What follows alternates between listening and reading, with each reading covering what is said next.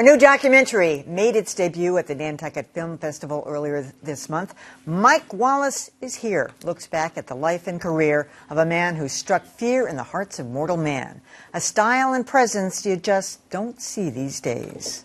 Mike kept an old newspaper ad that he really loved. It read, "The 4 most dreaded words in the English language are, Mike Wallace is here." That's Scott Pelley talking about Mike Wallace when he died in 2012. But now a new documentary brings those dreaded words back to life. Come on out. You don't want to talk to me? I don't understand. They must be ashamed of something. How are you, sir? What is this? This is 60 Minutes. Avi Belkin, the 38-year-old Israeli producer of Mike Wallace is Here, remembers as a kid watching 60 Minutes. And Mike Wallace stood out. Before Mike, news was very objective, was very straight on. Mike had charisma like a star, like an actor. He came from the acting world. He came from performance. That ability to perform morphed Mike into his signature trait, the ambush interview. She lost her virginity that day. Now, why would she say that about you, Father Kirsch, if it were not so? Mike Wallace appeared to be fearless. President Sadat of Egypt calls you, Imam, forgive me, his words, not mine, a lunatic. But Wallace had his demons, chronicled in the documentary. He lost his college-age son Peter to a climbing accident in Greece, and he long suffered from debilitating depression. Did you try to commit suicide at one point? I've never said this before. Yeah, I tried. Still, he was unrelentingly tough, even with friends. How many years have How you about been in psychotherapy off and on? Why do you sound so accusatory? And he was just as ruthless with his colleagues. When I wanted to do a story and you wanted to do a story and it's the same story. And I come into the office the next day, you're out of town doing the story. Mike Wallace lives on in a documentary. But is there anyone alive like him? You know, we were trying to figure that out. Kelly, you're younger than a couple of us here. Is there anybody that you could think of on television? This is a broadcast, you know. Forget. There's good, you know, investigative people in print, but anybody? I don't know. I mean, he's a legend, and that's why there's a documentary being made on him.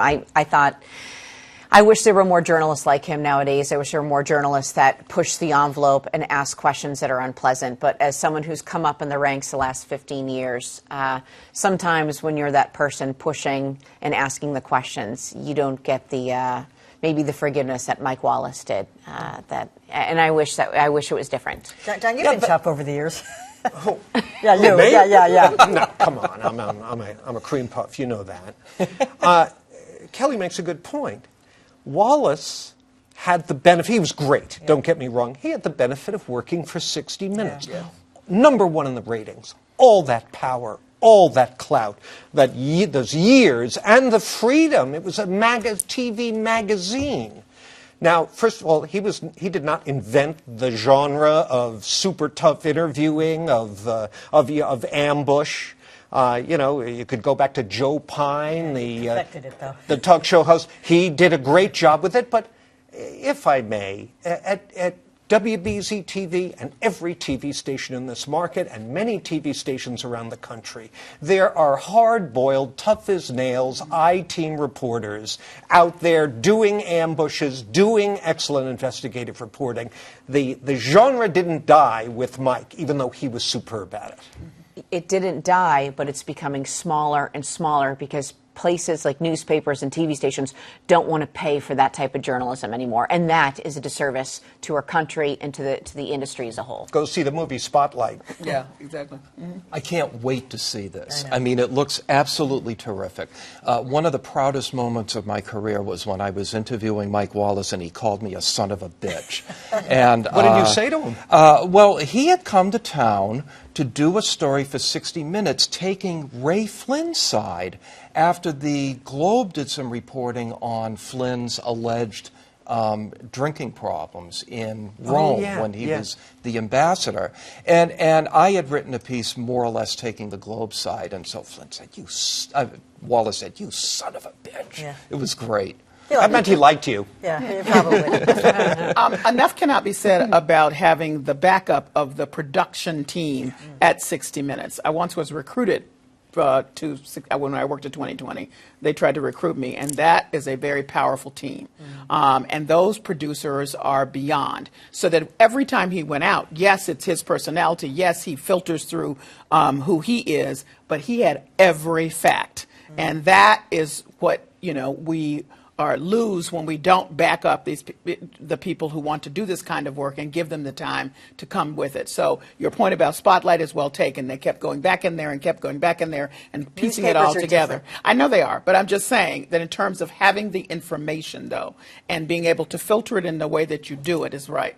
So I would say the closest person, and she's not a journalist, but somebody who can ask a tough question and have the information is Rachel Maddow. I looked at her, asked Pete Buttigieg why it took him so long and at a certain point to come out, which only she could ask. No, and Anderson asked. No, she asked first. And she said, and I'm going to tell you why I'm asking it, and she put it in the framework of, you did this, you didn't do this, why? It's not my business, you're right, but... And that kind of, I was like, whoa, that kind of, she just comes back and she has her information. And you can disagree with her viewpoint on many things. She's an ideologue. Mike, I suppose, was in some ways, too. I'm just talking about the ability to coalesce information and, for the most part, put it out and ask, in a respectful way. How about Gayle King? She's no shrinking violet. No, she's not. She's not tough like that. Shout out to Kathy Curran at Channel 5. I was going to say, what about Kathy Curran? Gayle is not tough. Gayle is a sneak attack because, I say this because she'll ask something that you're not thinking that she's going to ask. Like, well, would you do that with your brother or something? I know.